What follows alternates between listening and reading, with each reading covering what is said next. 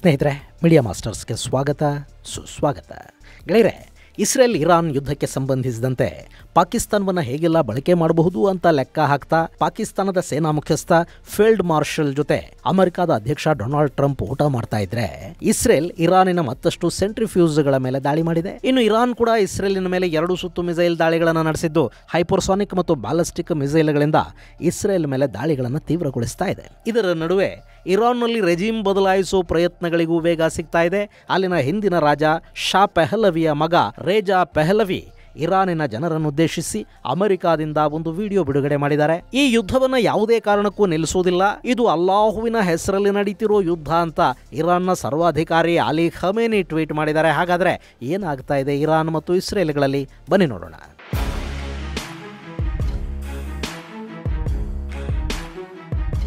ಗೆಳೆಯರೆ, ಇಸ್ರೇಲ್ ಮತ್ತು ಇರಾನ್ ನಡುವಿನ ಯುದ್ಧದಲ್ಲಿ ಅಮೆರಿಕ ಭಾಗಿಯಾಗುತ್ತೆ ಅನ್ನೋ ಅನುಮಾನಗಳು ದಟ್ಟ ಆಗ್ತಾ ಇವೆ. ಈ ಬಗ್ಗೆ ಅಮೆರಿಕಾದಲ್ಲಿ ಕೂಡ ಪರ ವಿರೋಧ 2 ಗುಂಪುಗಳು ಶುರುವಾಗಿವೆ. ಡೆಮೊಕ್ರೆಟಿಕ್ ಪಕ್ಷದ ಸಂಸದರು ಇರಾನ್ ವಿರುದ್ಧ ಅಮೆರಿಕ ಯುದ್ಧದಲ್ಲಿ ಭಾಗಿಯಾಗುವುದನ್ನು ವಿರೋಧಿಸ್ತಾ ಇದ್ದಾರೆ. ಕೆಲ ರಿಪಬ್ಲಿಕನ್ನರಿಗೆ ಕೂಡ ಇದು ಇಷ್ಟ ಇಲ್ಲ.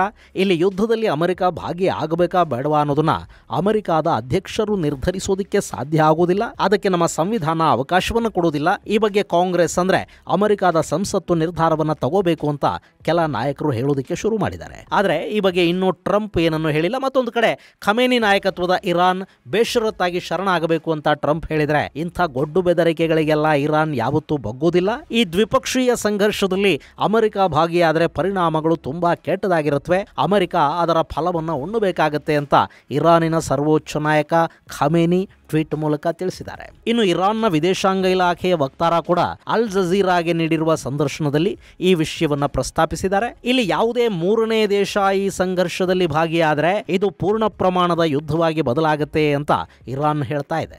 ಇದೆಲ್ಲದರ ನಡುವೆ ಇಸ್ರೇಲ್ ಇರಾನಿನ ಮೇಲೆ ಮತ್ತು ಇರಾನ್ ಇಸ್ರೇಲಿನ ಮೇಲೆ ಮಿಸೈಲ್ಗಳ ದಾಳಿಯನ್ನು ತೀವ್ರ ಪ್ರಮಾಣದಲ್ಲಿ ಮುಂದುವರಿಸ್ತಾ ಇವೆ. ಗೆಳೆಯರೆ, ಬುಧವಾರ ಬೆಳಗಿನ ಜಾವ ಇರಾನ್ ಇಸ್ರೇಲಿನ ಮೇಲೆ ಬ್ಯಾಲಿಸ್ಟಿಕ್ ಹಾಗೂ ಹೈಪರ್ಸಾನಿಕ್ ಮಿಸೈಲ್ಗಳ ಮೂಲಕ ದಾಳಿ ಮಾಡಿದೆ. ಆ ಪೈಕಿ ಕೆಲ ಮಿಸೈಲ್ಗಳನ್ನು ಇಸ್ರೇಲ್ನ ಏರ್ ಡಿಫೆನ್ಸ್ ಹೊಡೆದು ಹಾಕಿದರೆ ಮತ್ತೆ ಕೆಲ ಮಿಸೈಲ್ಗಳು ಹೈಫಾ ಮತ್ತು ಟೆಲ್ ಅವೀವ್ನ ಮೇಲೆ ಬಿದ್ದಿವೆ. ಇಸ್ರೇಲಿನ ಆಯುಧ ದಾಸ್ತಾನನ್ನ ಗುರಿಯಾಗಿಸಿಕೊಂಡು ನಾವು ದಾಳಿ ಮಾಡಿದೀವಿ ಅಂತ ಇರಾನ್ ಹೇಳಿಕೊಂಡಿದೆ. ಇಲ್ಲಿ ಇರಾನ್ ಎಷ್ಟು ಅಗ್ರೆಸಿವ್ ಆಗಿ ಮಿಸೈಲ್ಗಳ ಮಳೆ ಸುರಿಸ್ತಾ ಇದೆ ಅಂದ್ರೆ ಅದನ್ನು ನಿಯಂತ್ರಿಸುವುದಕ್ಕೆ ಇಸ್ರೇಲಿನ ಐರನ್ ಡೋಮ್, ಡೇವಿಡ್ ಸ್ಲಿಂಗ್, ಆರೋ 3 ಮುಂತಾದ ಏರ್ ಡಿಫೆನ್ಸ್ಗಳು ಹೆಣಗಾಡ್ತಾ ಇವೆ. ಇಲ್ಲಿ ಇಸ್ರೇಲ್ ಅನ್ನೋದು ತುಂಬಾ ಚಿಕ್ಕ ಭೂಪ್ರದೇಶ ಮತ್ತು ಜನನಿಬಿಡ ಪ್ರದೇಶ ಕೂಡ. ಅದರ ಮೇಲೆ ಮಿಸೈಲಿನ ದಾಳಿಯನ್ನು ತೀವ್ರಗೊಳಿಸಿದ್ರೆ ಹಾರಿ ಬರುವ ಎಲ್ಲ ಮಿಸೈಲ್ಗಳನ್ನು ಹೊಡೆದು ಉರುಳಿಸೋದು ಏರ್ ಡಿಫೆನ್ಸ್ ಸಿಸ್ಟಮ್ಗಳಿಗೆ ಕೂಡ ಕಷ್ಟ ಆಗುತ್ತೆ. ಇನ್ನು ಹೈಪರ್ಸಾನಿಕ್ ಮಿಸೈಲ್ಗಳನ್ನ ಯಶಸ್ವಿಯಾಗಿ ಎದುರಿಸೋದು ಇಸ್ರೇಲಿಗೆ ಕಷ್ಟ ಆಗ್ತಾ ಇದೆ. ಹಾಗೆ ಮಧ್ಯಪ್ರಾಚ್ಯದಲ್ಲಿ ಈ ಹೈಪರ್ಸಾನಿಕ್ ಮಿಸೈಲ್ಗಳ ಬಳಕೆ ಕೂಡ ಮೊದಲ ಬಾರಿ ಆಗ್ತಾ ಇದೆ. ಇದನ್ನ ಇರಾನ್ ಮಾಡ್ತಾ ಇದೆ. ಹೀಗಾಗಿ ಈ ಮಿಸೈಲುಗಳ ದಾಳಿ ಇಸ್ರೇಲಿಗೆ ಕೂಡ ಹೊಸ್ತು. ಅದರಲ್ಲೂ ಇರಾನ್ ಬಳಸ್ತಾ ಇರೋ ಫತಾ ಮಿಸೈಲ್ ಸುಮಾರು ಮ್ಯಾಕ್ 13ರಿಂದ 16ರಷ್ಟು ಅಂದ್ರೆ 16,000ದಿಂದ 18,000 ಕಿಲೋಮೀಟರ್ ವೇಗದಲ್ಲಿ ಬರುತ್ತವೆ. ಇದರ range 1,400 kilometre. High precision striking ಸಾಮರ್ಥ್ಯವನ್ನ ಹೊಂದಿರುವ ಈ ಫತಾ ಮಿಸೈಲ್ ಅನ್ನ ತುಂಬಾ ಚೆನ್ನಾಗಿ ಮ್ಯಾನ್ಯೂರಿಂಗ್ ಮಾಡೋದಕ್ಕೆ ಕೂಡ ಸಾಧ್ಯ ಆಗುತ್ತೆ. ಅಂದ್ರೆ ಮಿಸೈಲ್ ಫೈರ್ ಆದ ನಂತರ ಕೂಡ ಇದರ ಗುರಿಯನ್ನ ಬದಲಿಸೋದಕ್ಕೆ ಸಾಧ್ಯ ಆಗುತ್ತೆ. ಹೀಗಾಗಿ ಈ ಮಿಸೈಲ್ಗಳನ್ನ ಇಸ್ರೇಲ್ನ ಏರ್ ಡಿಫೆನ್ಸ್ ಇಂಟರ್ಸೆಪ್ಟ್ ಮಾಡುವುದರಲ್ಲಿ ಹೆಣಗಾಡಬೇಕಾಗಿ ಬರ್ತಾ ಇದೆ. ಇನ್ನು ಇವುಗಳನ್ನು ಹೊಡೆದು ಕೆಡವಿದ್ರೂ ಕೂಡ ಅದರ ಡೆಬ್ರಿ ಇಸ್ರೇಲಿನ ಜನವಸತಿಯ ಮೇಲೆ ಬೀಳ್ತಾ ಇರೋದ್ರಿಂದ ಅಲ್ಲಿ ಸಾವು ನೋವುಗಳ ಸಂಖ್ಯೆ ಹೆಚ್ಚಾಗ್ತಾ ಇದೆ. ಇನ್ನು ಇದಕ್ಕೆ ಪ್ರತಿಯಾಗಿ ಇಸ್ರೇಲ್ ಕೂಡ ತನ್ನ F-35 ಯುದ್ಧ ವಿಮಾನಗಳನ್ನು ಇರಾನಿನ ಆಕಾಶಕ್ಕೆ ನುಗ್ಗಿಸಿದೆ. F-35 ಅನ್ನೋದು ಸ್ಟೆಲ್ತ್ ಯುದ್ಧ ವಿಮಾನ. ಹೀಗಾಗಿ ಅದನ್ನ ಇರಾನಿನ ಬಳಿ ಇರುವ ರಡಾರುಗಳು ಸುಲಭವಾಗಿ ಪತ್ತೆ ಹಚ್ಚೋದಕ್ಕೆ ಸಾಧ್ಯ ಆಗ್ತಿಲ್ಲ. ಇನ್ನು ಈ ಸಂಘರ್ಷ ಶುರುವಾದಾಗಲೇ ಇಸ್ರೇಲ್ ಬಹುತೇಕ ಇರಾನಿನ ಏರ್ ಡಿಫೆನ್ಸ್ ಅನ್ನು ನಾಶ ಮಾಡಿದೆ. ಈಗ ಕೂಡ ಅವರ ರಡಾರ್ ಸೈಟ್ಗಳನ್ನು ಗುರಿಯಾಗಿಸಿಕೊಂಡು ದಾಳಿ ಮಾಡ್ತಾ ಇದೆ. ಹೀಗಾಗಿ F-35ಗಳನ್ನು ಕಂಟ್ರೋಲ್ ಮಾಡೋದಕ್ಕೆ ಇರಾನ್ಗೆ ಸಾಧ್ಯ ಆಗ್ತಾ ಇಲ್ಲ. ಗೆಳೆಯರೆ, ಇಲ್ಲಿ ಗಮನಾರ್ಹ ವಿಷಯ ಅಂದ್ರೆ ಇಸ್ರೇಲಿನ ಏರ್ ಫೋರ್ಸ್ ತುಂಬಾನೇ ಶಕ್ತಿಶಾಲಿ. ಅವರ ಬಳಿ ಆಧುನಿಕ ಯುದ್ಧ ವಿಮಾನಗಳಿವೆ. ಹಾಗೆ ಎಲೆಕ್ಟ್ರಾನಿಕ್ ವಾರ್ಫೇರ್ ಕೂಡ ಬಲಿಷ್ಠವಾಗಿದೆ. ಇನ್ನು ಇರಾನಿನ ವಾಯುಪಡೆಯ ಶಕ್ತಿ ತುಂಬಾ ದೊಡ್ಡದಲ್ಲ, ಆದ್ರೆ ಅವರ ಮಿಸೈಲ್ ಶಕ್ತಿ ತುಂಬಾ ಗಟ್ಟಿ ಇದೆ. ಇರಾನ್ ಬಳಿ ಸಾವಿರಾರು ಸಂಖ್ಯೆಯಲ್ಲಿ ಬ್ಯಾಲಿಸ್ಟಿಕ್ ಮತ್ತು ಹೈಪರ್ಸಾನಿಕ್ ಮಿಸೈಲ್ಗಳಿವೆ. ಅವುಗಳನ್ನ ಕೌಂಟರ್ ಮಾಡೋದ್ರಲ್ಲಿ ಇಸ್ರೇಲಿನ ಏರ್ ಡಿಫೆನ್ಸ್ ಖಾಲಿ ಆಗಬೇಕೇ ಹೊರತು ಇರಾನಿನ ಮಿಸೈಲುಗಳು ಖಾಲಿ ಆಗುವುದಕ್ಕೆ ಇನ್ನೂ ಸಾಕಷ್ಟು ಸಮಯ ಬೇಕು. ಸೊ ಇಲ್ಲಿ ಇರಾನ್ ಇಸ್ರೇಲಿನ ದಾಳಿಯನ್ನ ಡಿಫೆನ್ಸ್ ಮಾಡ್ಕೊಳ್ಳೋದಕ್ಕೆ ಸಾಧ್ಯ ಆಗ್ತಿಲ್ಲ ನಿಜ, ಆದ್ರೆ ಇರಾನ್ ಅಫೆನ್ಸಿವ್ ಆದಷ್ಟು ಇಸ್ರೇಲಿಗೆ ಕೂಡ ಕಷ್ಟ ಆಗ್ತಾ ಇದೆ. ಹೀಗಾಗಿ ಇಲ್ಲಿ F-35 ಯುದ್ಧ ವಿಮಾನಗಳನ್ನ ಬಳಸಿ ಇಸ್ರೇಲ್ ಇರಾನಿನ ಆಯುಧಾಗಾರಗಳು, ಮಿಸೈಲ್ ಸಂಗ್ರಹಾಗಾರಗಳನ್ನ ನಾಶ ಮಾಡೋದಕ್ಕೆ ಹೋಗ್ತಾ ಇದೆ. ಕರಾಜ್ನಲ್ಲಿನ ಒಂದು ಸೆಂಟ್ರಿಫ್ಯೂಸ್ ವರ್ಕ್ಶಾಪು ಮತ್ತು ತೆಹರಾನ್ನಲ್ಲಿನ ನ್ಯೂಕ್ಲಿಯರ್ ರಿಸರ್ಚ್ ಸೆಂಟರ್ಗಳು ಇಸ್ರೇಲಿನ ದಾಳಿಯಲ್ಲಿ ನಾಶ ಆಗಿವೆ. ಇದಲ್ಲದೆ ಬುಧವಾರ 25 ಯುದ್ಧ ವಿಮಾನಗಳು ಇಸ್ರೇಲಿನ 40ಕ್ಕೂ ಹೆಚ್ಚು ಟಾರ್ಗೆಟ್ಗಳ ಮೇಲೆ ದಾಳಿ ಮಾಡಿವೆ. ಇರಾನ್ ಮಿಸೈಲ್ಗಳನ್ನು ಇರಿಸಿದ್ದ ಮತ್ತು ಆಯುಧಗಳನ್ನು ದಾಸ್ತಾನು ಮಾಡಿದ್ದ ಜಾಗಗಳನ್ನು ನಾವು ಟಾರ್ಗೆಟ್ ಮಾಡಿದೀವಿ ಅಂತ ಇಸ್ರೇಲ್ನ ಸೇನೆ ಹೇಳ್ತಾ ಇದೆ. ಹಾಗೆ ಇರಾನಿನ ರಡಾರ್ಗಳು ಹಾಗೂ ಎವಾಕ್ಸ್ ಸಿಸ್ಟಮ್ಗಳ ಮೇಲೆ ಸೈಬರ್ ದಾಳಿಯನ್ನು ಕೂಡ ತೀವ್ರ ಪ್ರಮಾಣದಲ್ಲಿ ಮಾಡ್ತಾ ಇದೆ. ಗೆಳೆಯರೆ, ಇಲ್ಲಿ ಇಸ್ರೇಲ್ ಇರಾನಿನ ದಾಳಿ ಮಾಡುವ ಶಕ್ತಿಯನ್ನೇ ನಾಶ ಮಾಡೋದಕ್ಕೆ ಪ್ರಯತ್ನಿಸ್ತಾ ಇದೆ. ಇನ್ನು ಇರಾನ್ ಕೂಡ ಹಿಂಜರಿಯುವ ಸ್ಥಿತಿಯಲ್ಲಿಲ್ಲ. ಇರಾನಿನ ವಿದೇಶಾಂಗ ಇಲಾಖೆ ಕತಾರ್ಗೊಂದು ಪತ್ರ ಬರೆದಿದೆ. ಆದರೆ ಅದರಲ್ಲಿ ಏನಿದೆ ಅನ್ನೋದನ್ನು ಬಹಿರಂಗಪಡಿಸೋದಕ್ಕೆ ಸಾಧ್ಯ ಇಲ್ಲ ಅಂತ ಕತಾರ್ ಹೇಳಿಕೊಂಡಿದೆ. ಹಾಗೆ ಟರ್ಕಿ ಇರಾನ್ ಮಾಡ್ತಾ ಇರೋ ದಾಳಿಯನ್ನು ಸಮರ್ಥಿಸಿಕೊಂಡಿದೆ ಮತ್ತು ಇರಾನ್ ಆತ್ಮರಕ್ಷಣೆಗಾಗಿ ದಾಳಿ ಮಾಡ್ತಾ ಇದೆ ಅಂತ ಟರ್ಕಿ ಹೇಳಿದೆ. ಆದರೆ ಅರಬ್ ದೇಶಗಳು ಇಲ್ಲಿ ಇರಾನ್ ಪರ ಪೂರ್ಣ ಪ್ರಮಾಣದಲ್ಲಿ ಮಾತಾಡ್ತಾ ಇಲ್ಲ.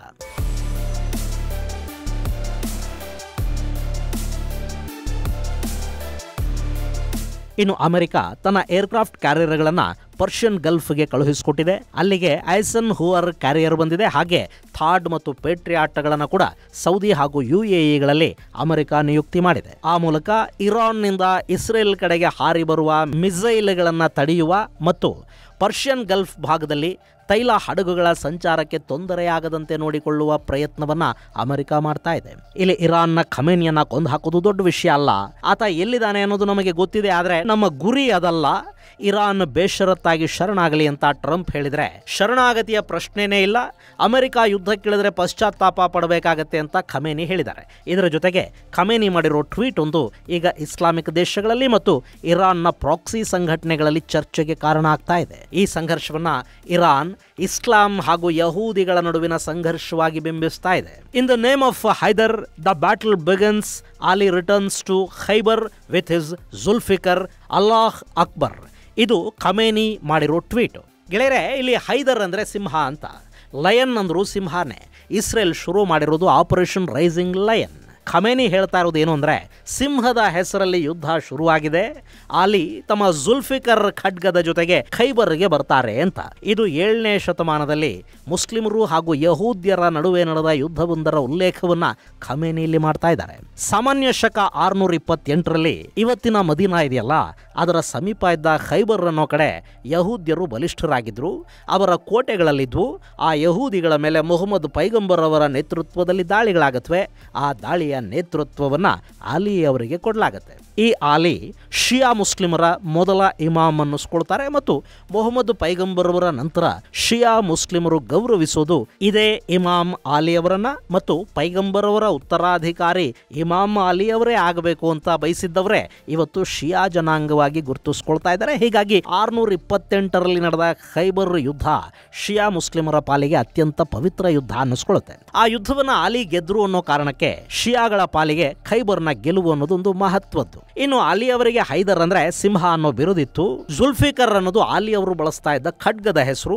ಅದನ್ನೇ ಇಲ್ಲಿ ಖಮೇನಿ ಟ್ವೀಟ್ ಮಾಡೋ ಮೂಲಕ ಇಸ್ರೇಲ್ನ ಯಹೂದಿಗಳ ವಿರುದ್ಧ ಯುದ್ಧ ಆರಂಭ ಆಗಿದೆ. ಆಲಿ ಖೈಬರ್ಗೆ ಬಂದ ಹಾಗೆ ನಾವು ಶಿಯಾಗಳು ಇಸ್ರೇಲ್ ಅನ್ನ ಪುಡಿ ಮಾಡ್ತೀವಿ ಅಂತ ಹೇಳೋ ಮೂಲಕ ಶಿಯಾ ಸೈನಿಕರು ಶಿಯಾ ಪ್ರಾಕ್ಸಿ ಸಂಘಟನೆಗಳಲ್ಲಿ ಒಂದು ಹುರುಪನ್ನ ತುಂಬುವ ಮತ್ತು ಇರಾನಿನ ಒಳಗಿರುವ ಕನ್ಸರ್ವೇಟಿವ್ ಮನಸ್ಸುಗಳನ್ನು ಒಂದು ಮಾಡುವ ಪ್ರಯತ್ನವನ್ನು ಮಾಡಿದ್ದಾರೆ.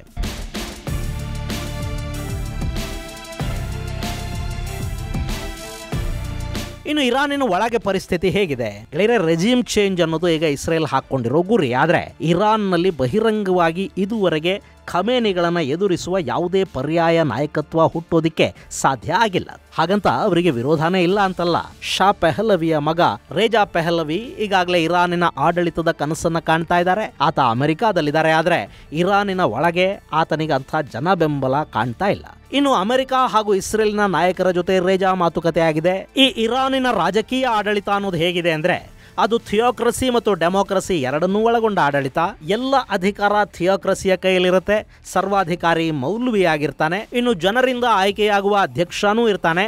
ಅಧ್ಯಕ್ಷ ಸ್ಥಾನಕ್ಕೆ ಜನ ಮತ ಚಲಾಯಿಸ್ತಾರೆ ನಿಜ. ಆದರೆ ಯಾರು ಸ್ಪರ್ಧೆ ಮಾಡಬೇಕು ಅನ್ನೋದನ್ನ ನಿರ್ಧಾರ ಮಾಡೋದಕ್ಕೆ ಒಂದು ಕಮಿಟಿ ಇರುತ್ತೆ. ಆ ಕಮಿಟಿಯನ್ನ ಸರ್ವಾಧಿಕಾರಿಯಲ್ಲಿ ನೇಮಕ ಮಾಡ್ತಾನೆ. ಅಲ್ಲಿಗೆ ಎಲ್ಲವನ್ನ ನಿರ್ಧರಿಸೋದು ಸರ್ವಾಧಿಕಾರಿ ಖಮೇನಿನೇ. ಇನ್ನು ರಾಜಕೀಯ ಸಿದ್ಧಾಂತಗಳನ್ನು ಗಮನಿಸಿದರೆ ಅಲ್ಲಿ ಖಮೇನಿಯನ್ನ ಬೆಂಬಲಿಸುವ ಕಟ್ಟರ್ ಇಸ್ಲಾಮಿಕ್ ಕನ್ಸರ್ವೇಟಿವ್ ನಾಯಕರಿದ್ದಾರೆ. ಅವರು ಆಡಳಿತದಲ್ಲೂ ಇದ್ದಾರೆ.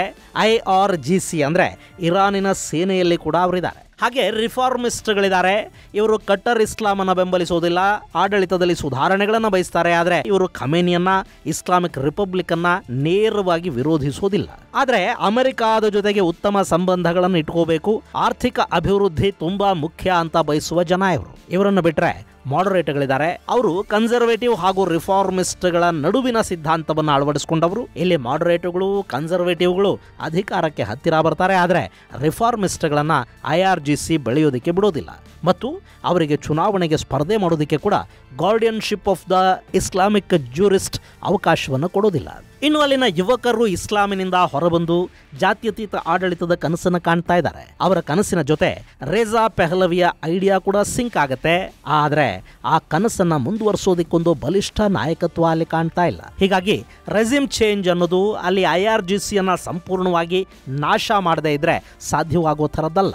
ಹಾಗೇನಾದರೂ ಮಾಡೋದಕ್ಕೆ ಹೋದರೆ ಇರಾನ್ ಅಂತಃಕಲಹದ ಗೂಡಾಗತ್ತೆ. ಇನ್ನು ಅಲ್ಲಿನ ಜನ, ಅದರಲ್ಲೂ ಯುವ ಜನತೆ ಇಸ್ರೇಲ್ ಮಾಡ್ತಾ ಇರೋ ದಾಳಿಗಳನ್ನು ಭಯಾನಕವಾಗಿ ಸ್ವಾಗತಿಸ್ತಾ ಇದ್ದಾರೆ. ಈ ಹಿಂದಲ್ಲಿ ಹಿಜಾಬ್ ಕಾರಣಕ್ಕೆ ದೊಡ್ಡ ಪ್ರತಿಭಟನೆಗಳಾಗಿದ್ವು. ಅಲ್ಲಿನ ಹೆಣ್ಣು ಮಕ್ಕಳು ಹಿಜಾಬ್, ಬುರ್ಖಾಗಳಿಂದ, ಇಸ್ಲಾಮಿಕ್ ಕಾನೂನುಗಳ ಕಟ್ಟಳೆಗಳಿಂದ ಬಿಡುಗಡೆಯನ್ನು ಬಯಸ್ತಾ ಇದ್ದಾರೆ. ಅವರು ಸರ್ವಾಧಿಕಾರಿಯ ಸಾವಿನ ಘೋಷಣೆಗಳನ್ನು ಕೂಗ್ತಾ ತಮ್ಮ ಹಿಜಾಬ್ಗಳನ್ನು ಕಿತ್ತೆಸಿತಾ ಇದ್ದಾರೆ. ಶಾಲಾ ಕಾಲೇಜುಗಳಲ್ಲಿ ಕೂಡ ಈ ಬುರ್ಖಾ ಹಟಾವ್ ಚಳವಳಿ ತೀವ್ರಗೊಳ್ತಾ ಇದೆ. ಇರಾನಿನ ಯುವ ಜನತೆ ಮತ್ತು ಅಲ್ಲಿ ಯಾರು ಕಟ್ಟರ್ ಇಸ್ಲಾಮಿಕ್ ಆಡಳಿತದಿಂದ ಬೇಸತ್ತಿದಾರೋ ಅವರು ಇರಾನ್ ಮೇಲೆ ಇಸ್ರೇಲ್ ಮಾಡ್ತಾ ಇರೋ ದಾಳಿಯನ್ನ ಸ್ವಾಗತಿಸ್ತಾ ಇದ್ದಾರೆ. ಆದರೆ ಈ ಜಾತ್ಯತೀತ ಮನಸ್ಸುಗಳಿಗೊಂದು ನಾಯಕತ್ವ ಇಲ್ಲ. ಅದನ್ನು ಇಸ್ರೇಲ್, ಅಮೆರಿಕಾಗಳು ಹುಡುಕಿದರೆ ಮಾತ್ರ ಖಮೇನಿಯ ಪದಚ್ಯುತಿ ಮತ್ತು ಥಿಯೋಕ್ರಸಿಯಿಂದ ಮುಕ್ತಿ ಅನ್ನೋದು ಇರಾನಿಗೆ ಸಿಗತ್ತೆ. ಅದಾದರೆ ಮಾತ್ರ ಇರಾನ್ನ ನ್ಯೂಕ್ಲಿಯರ್ ಭಯದಿಂದ ಮಧ್ಯಪ್ರಾಚ್ಯ ಮುಕ್ತವಾಗೋದಕ್ಕೆ ಸಾಧ್ಯ. ಇದು ಗೆಳೆಯರೆ ಇರಾನ್ ಇಸ್ರೇಲ್ ಸಂಘರ್ಷಕ್ಕೆ ಸಂಬಂಧಪಟ್ಟ ಒಂದಷ್ಟು ಅಪ್ಡೇಟ್ಸ್. ಮುಂದಿನ ಸಂಚಿಕೆಯಲ್ಲಿ ಮತ್ತಷ್ಟು ವಿಶೇಷಗಳ ಜೊತೆ ಮತ್ತೆ ಭೇಟಿಯಾಗೋಣ. ಅಲ್ಲಿವರೆಗೆ ಜೈ ಹಿಂದ್, ಜೈ ಕರ್ನಾಟಕ.